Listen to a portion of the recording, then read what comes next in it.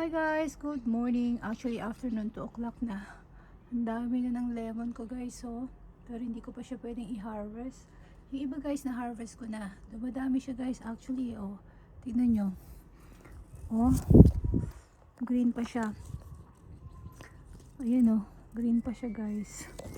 Actually guys, tong lemon, very useful sa akin. Alam niyo pag nagkikinola ako, isabay, haluan niyo siya ng lemon guys. Mag-squeeze kayo ng isang piece ng lemon, ihalo nyo. Kapag luto na yung tinola, then saka nyo siya ihahalo.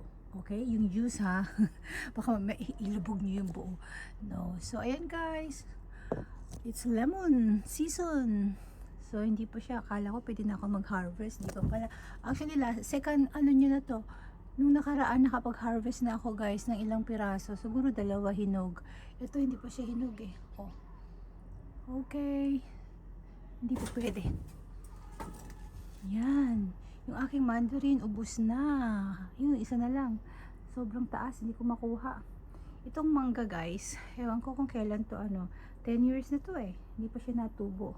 Anyway guys, para sa kaalaman nyo, binili na natin itong bahay. So amin na itong bahay, sarili na namin itong bahay guys. Kaya we are blessed to have this one kasi malaki yung niya, malaki yung likod niya. Pwede kami magtanim. Oh, ang dami. Dati ang daming papaya dito eh, kaya lang nawala na. So ayan guys. Yan lang. Bye.